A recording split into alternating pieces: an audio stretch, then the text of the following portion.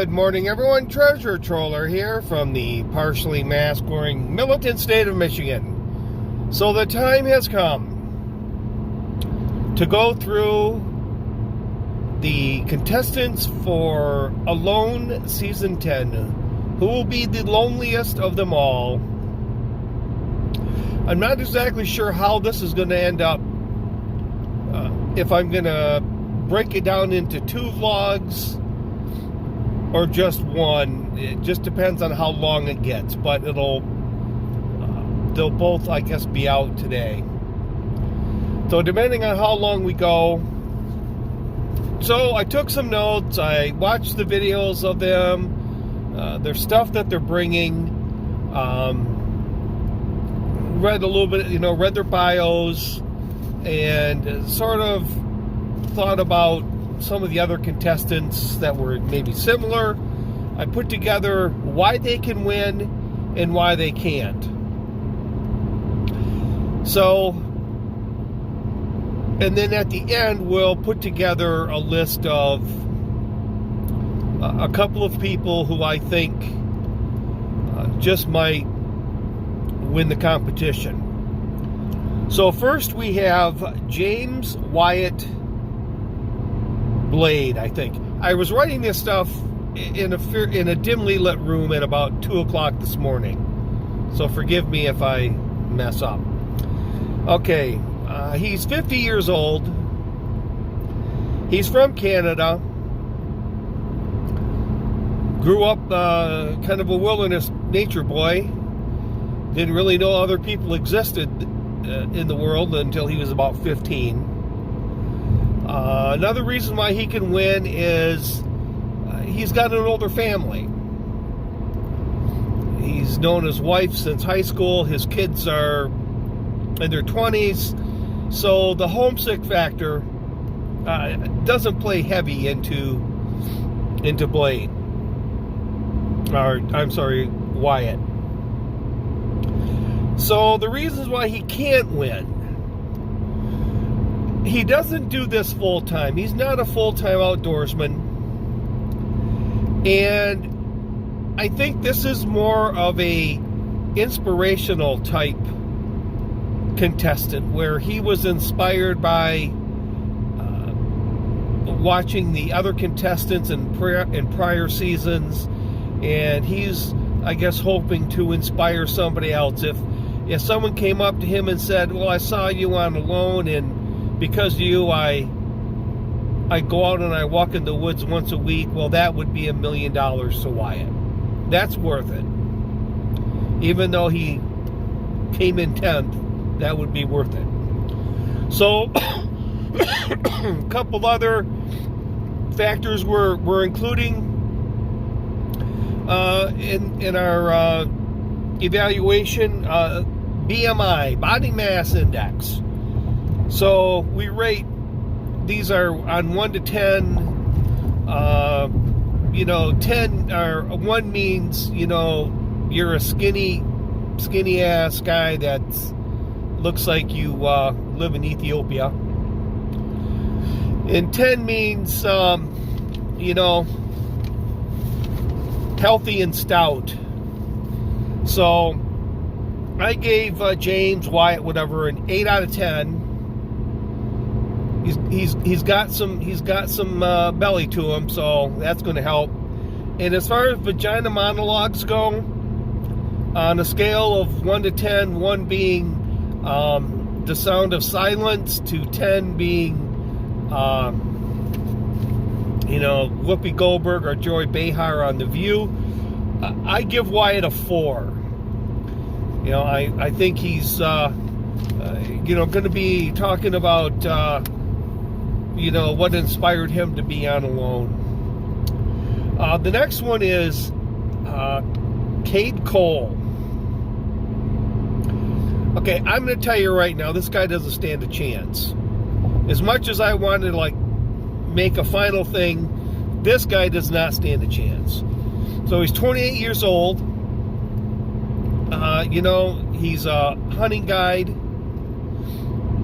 and lives in Wyoming. And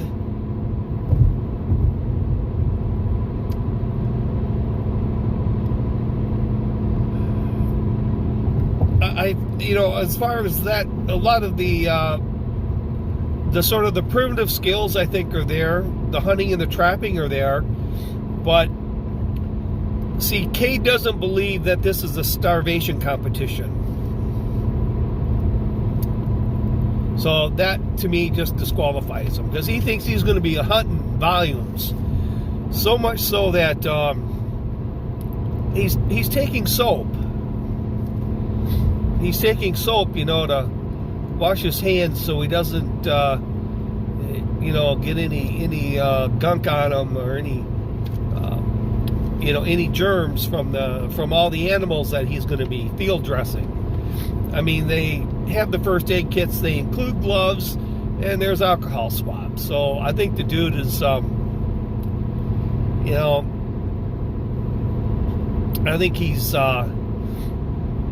wasted an item. Also, as far as wasting an item, this is my personal thing. He's not taking an axe. The only thing he's taking is a saw, and he reminds me, that sort of came to mind. I've got to flip through my papers. I can already see this is going to be 2 logs.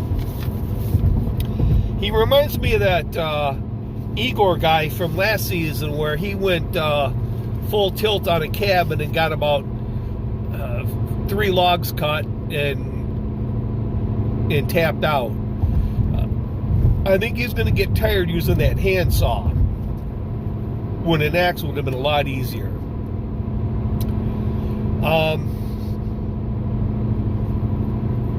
I think he's got a young family. I know that. So,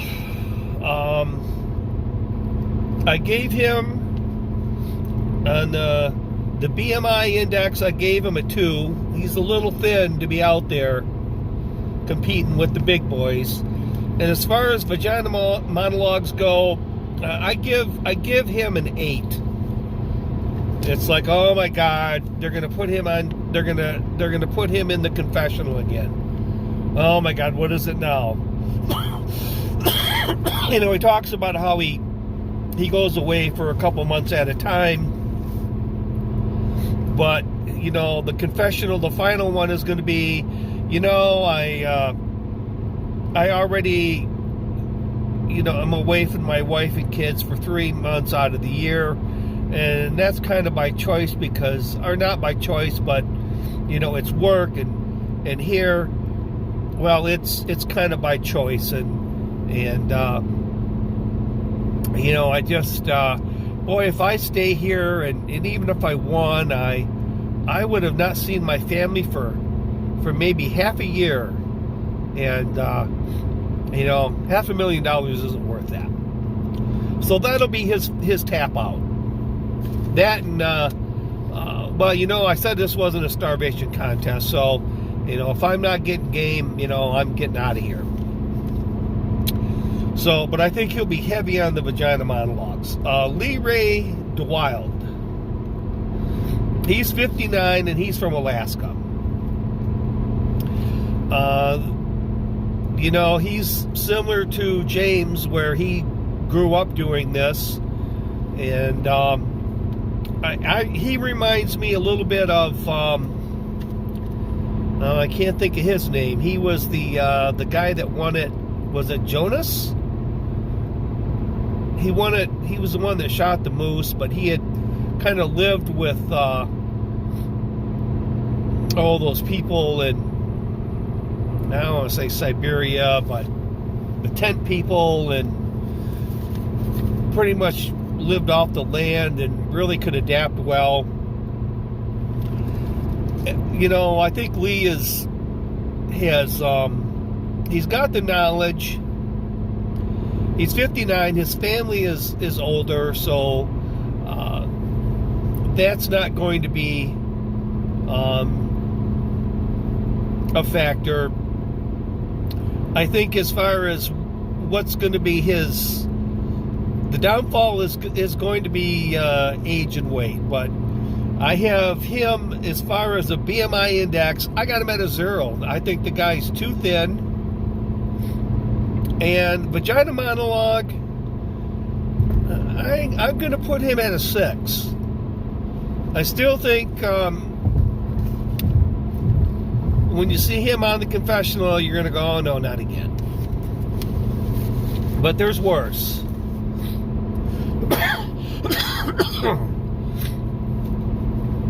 We're at 10 minutes, so that's only 3. Wow. Okay, the next group, Mickey Helen, 31 from Georgia.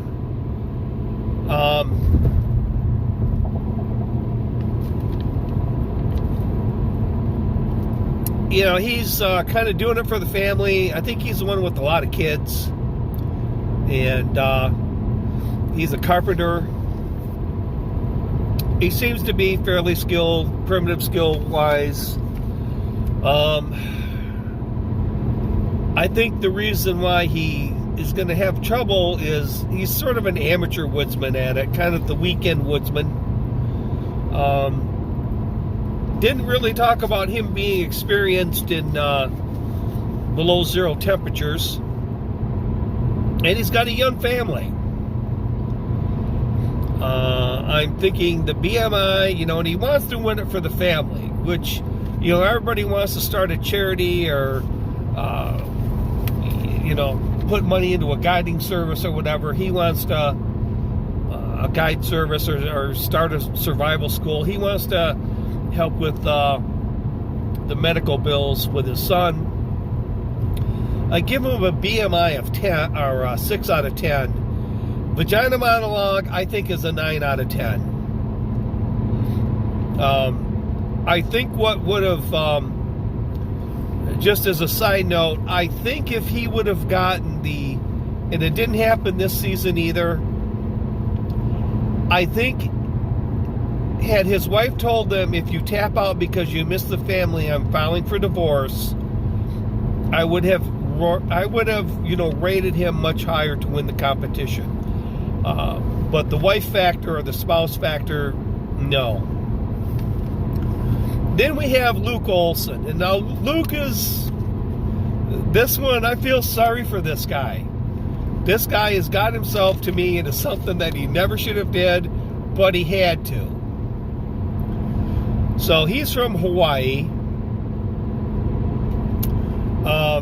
I know he spent some time in the wilderness. His parents wrote books on survival. I mean, how the hell, if it's not bad enough that you're out there in the woods, you're out there because your parents wrote, if it wasn't for his parents, there wouldn't be an Alone show, for Christ's sakes. How much pressure could you put on yourself? He's got everything to lose and nothing to gain by doing this. If he wins, well, he should have. I mean, his parents wrote the book on it. Now, this poor bastard, he's set up to fail right from the beginning. He's got a young family, and he says he's a problem solver. He's not really an expert in any area, but he's a problem solver. You know, but what I found watching Survivor and watching some of these slapdicks is, you know, when it's really cold and wet and they have a problem, they have a really tough time solving it. So I feel sorry for Luke. I think he's set up to fail. As far as his BMI, his body mass index, I give him a 9 out of 10. I think, you know, he's young. He's stout. He's got some girth to him. He's set up for the starvation portion of our program. And vagina monologues, I'm giving this guy a 10 out of 10. Oh my God, if we're not hearing about the family, we're hearing about his dad and his mother writing the books. Oh my God, you know, then we're going to get the tribute shit, you know, like, oh, here, I made this canoe paddle in honor of my father because when we were out in the middle of the woods and I screwed up by getting into poison ivy or something, Dad used to beat my ass with a canoe paddle. So this canoe paddle is in honor of him, and son, you better not be getting in the poison ivy when I get back to Hawaii, because you know what's coming. So we'll end the first vlog here. And we'll start the next one in a few. To be continued. Aloha.